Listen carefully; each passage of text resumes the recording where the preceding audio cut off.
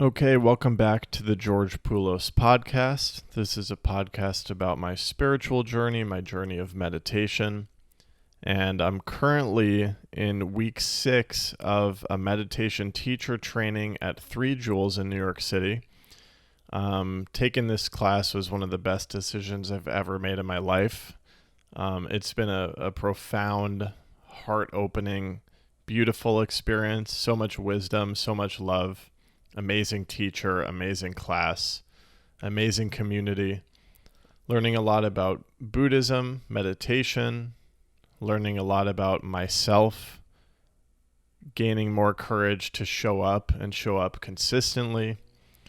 As I have been discussing in the past few episodes, I've been feeling more enabled to step through my fear, to get out of my hole, to open my heart, to stay out in the sun and keep my heart open. It is difficult still. It's difficult, but the reason why it's important to keep my heart open is more clear. And I touch that reason the more I meditate. Before I continue rambling on, I wanted to quickly shout out a holiday sale that I'm doing on my merchandise. So 15% off at georgepoulos.com/store if you use code MEDITATE. That will be running through the holidays. I'm also going to donate 50% of what I earned from that sale to 3 Jewels, who is doing a fundraiser right now.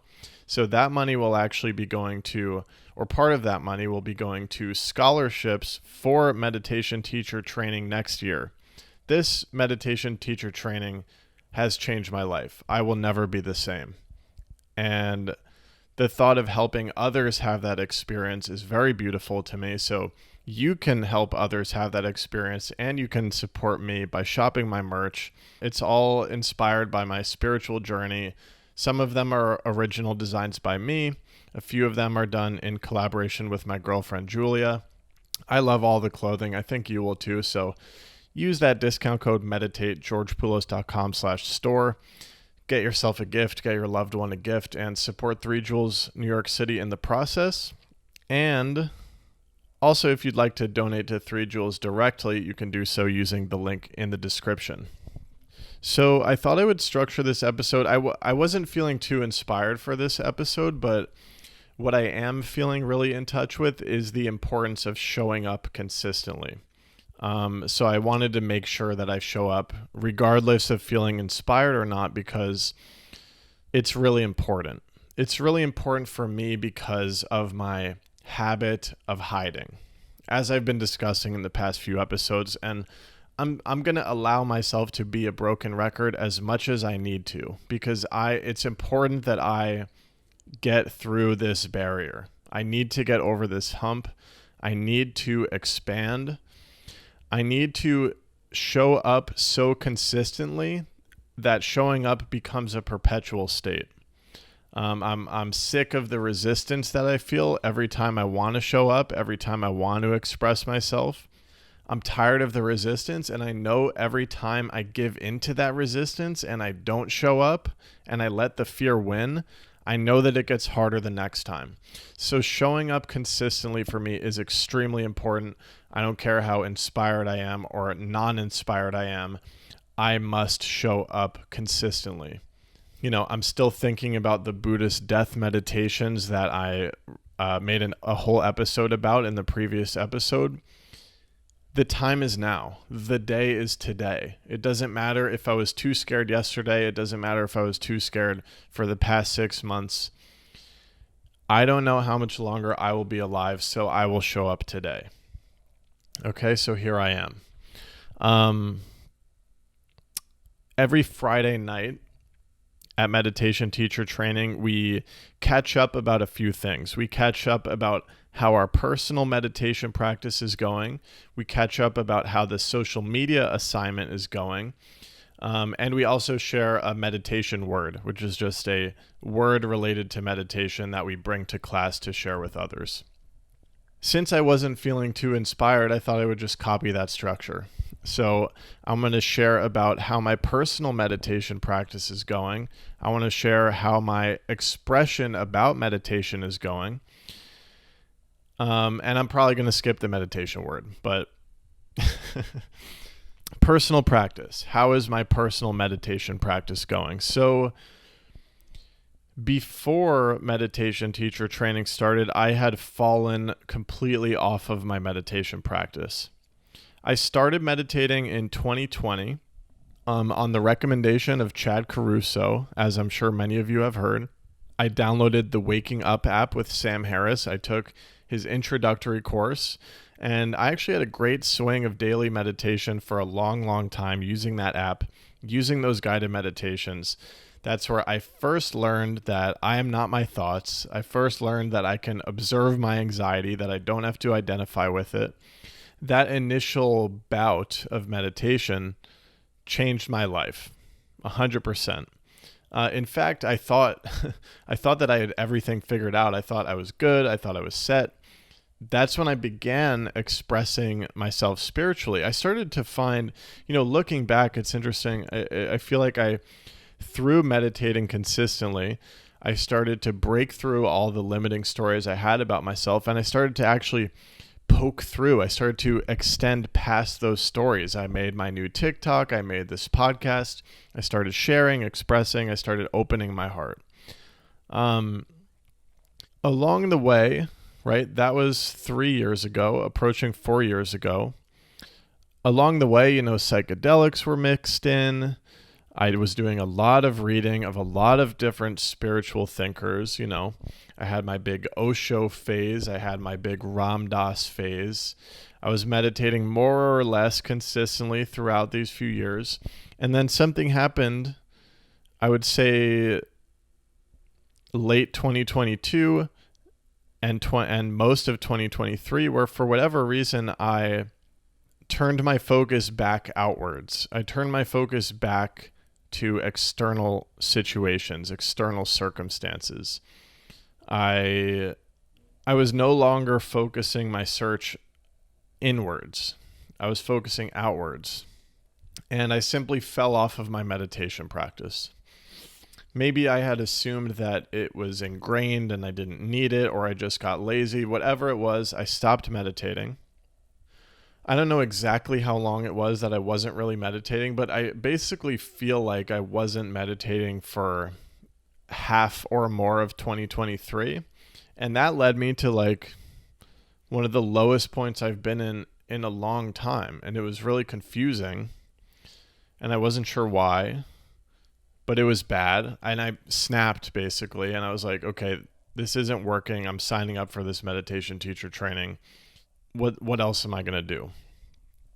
So I did it. I signed up, and that drastic measure is why I'm now back on my meditation practice, and I want to meditate every day for the rest of my life, because it's now I've been in my meditative practice, I've been out of it, and I see the contrast very clearly. When I'm not meditating, I start to believe my mind's bullshit. I start to believe that my fears are real. I start to allow them to control me. I start to limit myself. I start to hole up and hide. And I just get really scared and life starts to suck. But it seems that, and I've experienced this multiple times now, it seems that the longer I meditate every day, these transformations just start to happen. So now that I've been meditating every day for at least 15 minutes for 6 weeks straight, and now suddenly it's obvious that I do need to show up. I do need to push through fear. I do need to work on my limiting stories.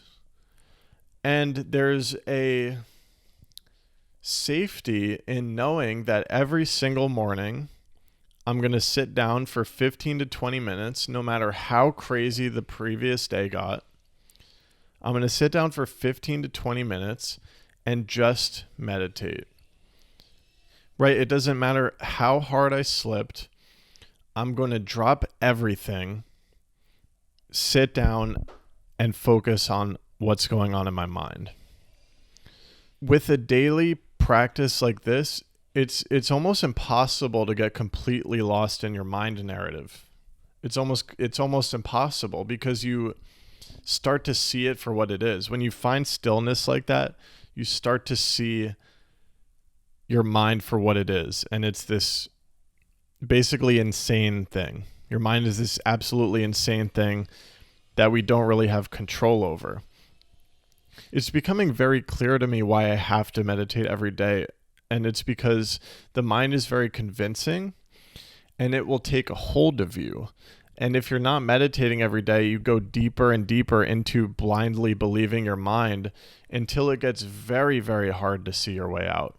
Meditation, I've heard Trungpa say this, meditation is like your baseline intelligence. Without meditation, there's no intelligence. You're blind. You're at the whims of the monkey mind, and your monkey mind will tell you all sorts of crazy things. So every day I'm meditating, and we've been instructed to choose a particular meditation. Right now, 3 joules is associated with a lineage of Buddhism. So we're given specific meditations to try to learn, to try to practice for ourselves, and to try to teach.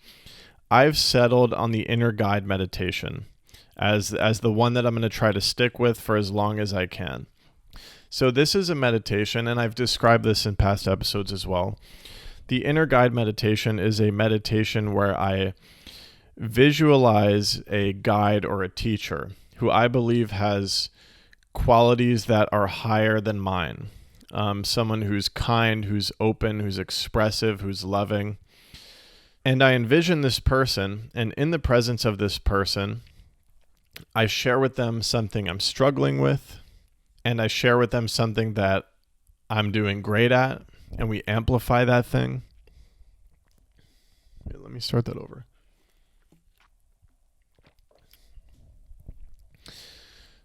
So every morning in the inner guide meditation, I'm basically having this experience where I invite a teacher in.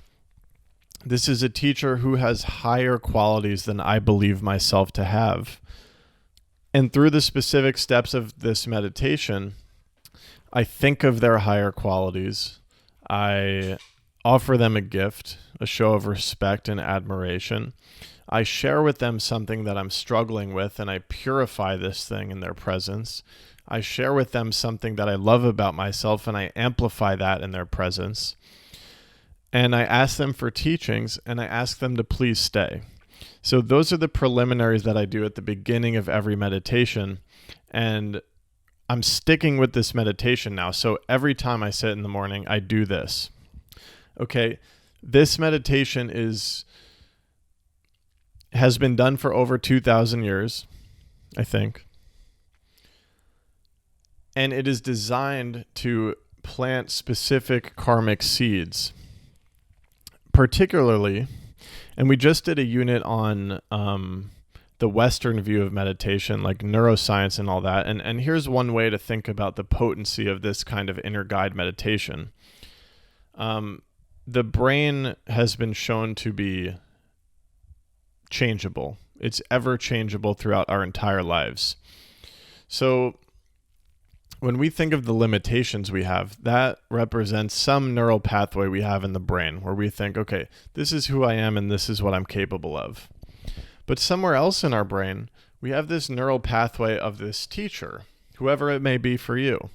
It can be your higher self. It can be Ram Dass. It can be anyone you respect or admire who you see to have, they seem to have walked the path already.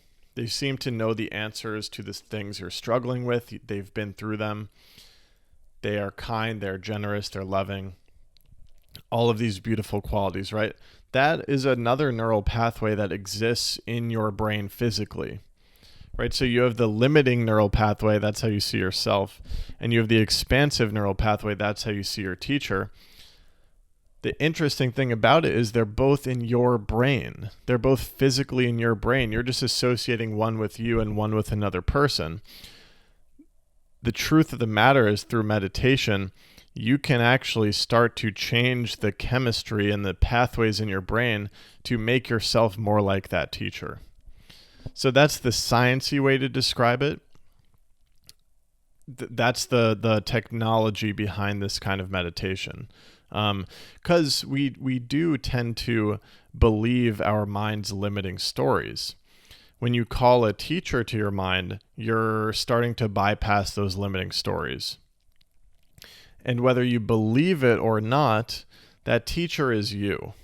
Because if you remember emptiness, there's nothing inherently luminous or beautiful or exceptional about that teacher. You're actually looking at something that you're projecting onto that teacher. So you're looking at you. And the idea is to slowly but surely become that higher version. So this meditation really opens the way. So for example, if I throughout the day get really scared to express myself and then I start beating myself up about being scared to express myself, that's something I can share with my teacher in that visualization meditation the next day. And we can purify that together. And I can make a commitment to the next day seeing that situation through my teacher's eyes, right? So I'm actually bringing it back to the science. I'm actually trying to change my brain, change how my brain sees the situation. Can I actually see this situation as my teacher would see it? So it's very interesting, very potent, very, very potent. I cry a lot during this meditation. Just sitting there by myself, I'll just start crying. It's amazing. So I've been doing that every day. And then after that meditation, what I've been doing is meditating for the rest of the time as if I'm that teacher.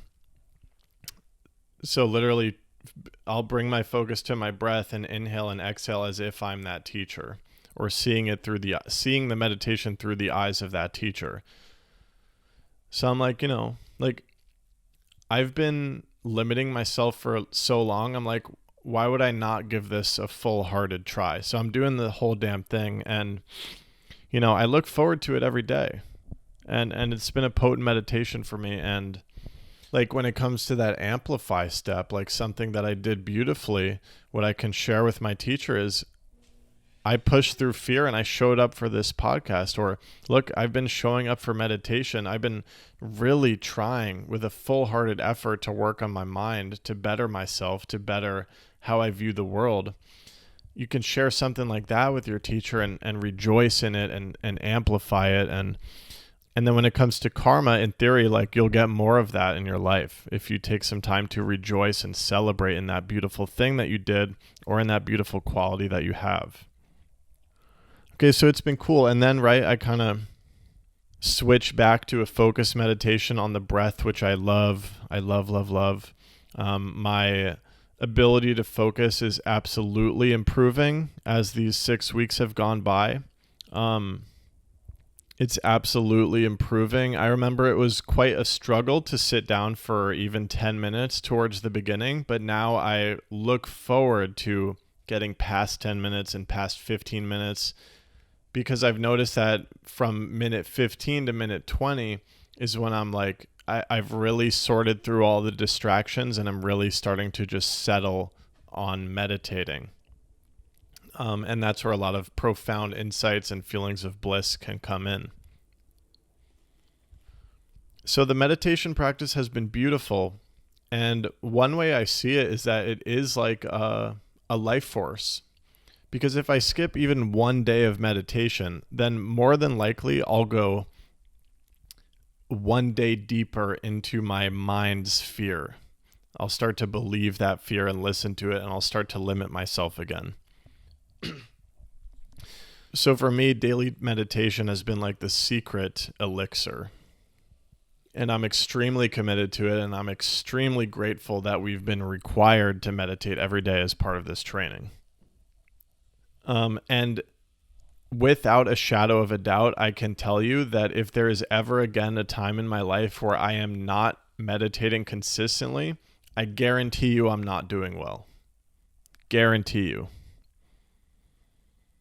Okay, and then reflections on the social media homework. So this involves expressing myself about meditation or about my journey or about whatever is in my heart that I want to share on social media.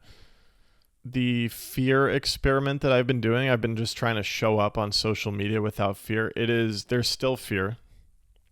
And I'm getting a little bit tired of every post being about getting over the fear of posting, but I've decided if that's what I have to do, that's what I have to do. I think I said this at the beginning, but I want to keep showing up until showing up is a perpetual state.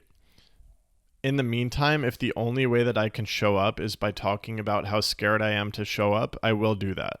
I will do that as long as it takes for the fear to go away enough so that I don't have to actually talk about that fear. And I can talk about other things. I can go deeper into my meditative insights. I can go deeper into teaching about meditation. But right now, there's still a lot of, it's almost like what I need to do is just literally, if I'm scared to post something, I just need to be like, I'm scared to post this, so I'm going to post it. Here it is. And it's kind of meta, but it is what it is. And it's what I'm learning in this meditation teacher training is that this is actually a really important journey. And I don't need to gaslight myself into thinking it's not important. It is important for me to be able to show up as myself on social media. And it's okay, and I don't have to come up with these narratives about why I don't need to make these efforts. I want to do it, so I need to do it. So it's kind of parallel to what I've been saying about meditation, but the longer I go without showing up on social media, the harder it gets to show up the next time.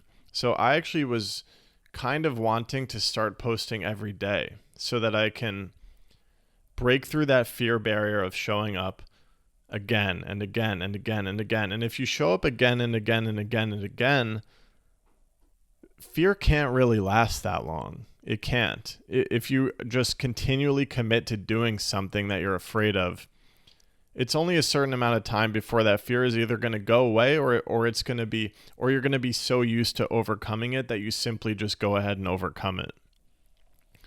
But this week there was some resistance to that. I didn't post on Monday, so I missed a day.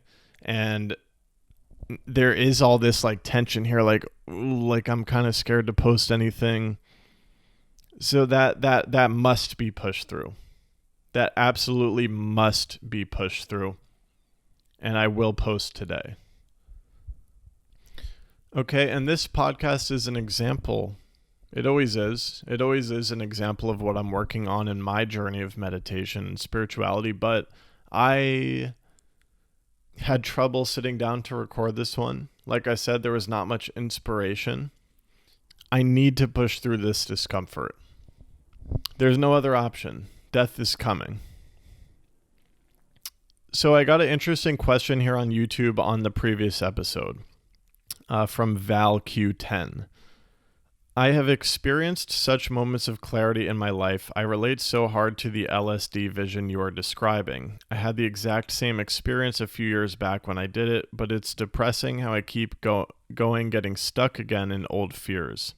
Right now, I think I'm afraid to do difficult things because I know I can also get stuck in forcing too much discomfort on myself to an unhealthy extent. It seems the middle is hard to find. What are your thoughts on marrying the need to not force things with the need to get out of your comfort zone? Is comfort also something I am forcing upon myself? Thank you for the question. I relate to it deeply. Now here's my where I'm at on my journey.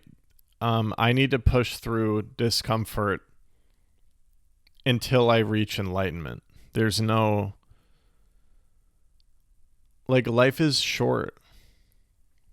Every barrier of discomfort, everything that triggers me, everything I think I can't do, I know it's not real. And the only way to find out that it's not real is to go right through it. So that's why I keep saying I need to show up consistently. Because I do get super uncomfortable and I do get really scared.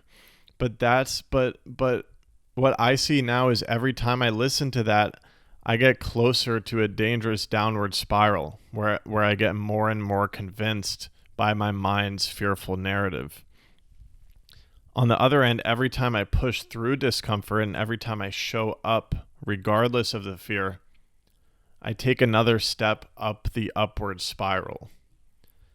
Where does the upward spiral end? I'm not saying it's a quick journey, but I think that it ends in enlightenment, which is no fears, perpetual love, perpetual expression, perpetual expansion, perpetual oneness. So why would I not try to get there? If right, it's not just going to magically appear one day. It does take effort and energy and direction. So this is something interesting that has been clarifying for me. I think every spiritual teacher has kind of a different angle.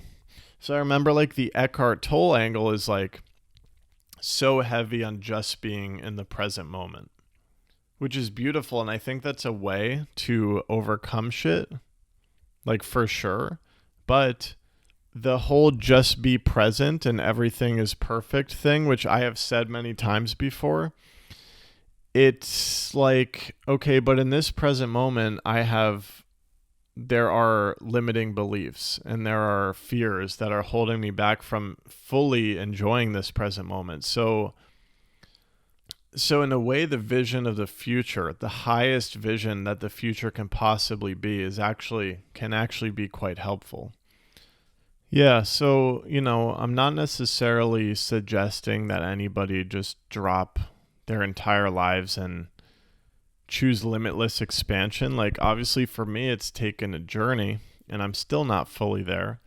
And meditating every day, day after day after day, you slowly start to build something. The transformation happens over time. So it's yeah, am I facing every single discomfort and limitation I have at once? Not necessarily, but I do want to make sure there is always, always, always an effort there to continually push past the edge. Because if I'm not doing that, I'm either stagnating or I'm going in a downward spiral. And I don't want to do that anymore. I want to make sure I'm always going up. So that's what I think about that. I hope that was clear. Okay, I think that's going to be it for this episode. I hope you got something from this. If I can leave you with anything, it would be choose expansion. Choose expansion today. Don't wait for tomorrow. Choose it today. I know you know what situation or what circumstance in your life there is where you have the option to choose expansion. Life is short. I say go for it. Another thing I'll leave you with, a daily meditation practice will make choosing expansion much, much easier.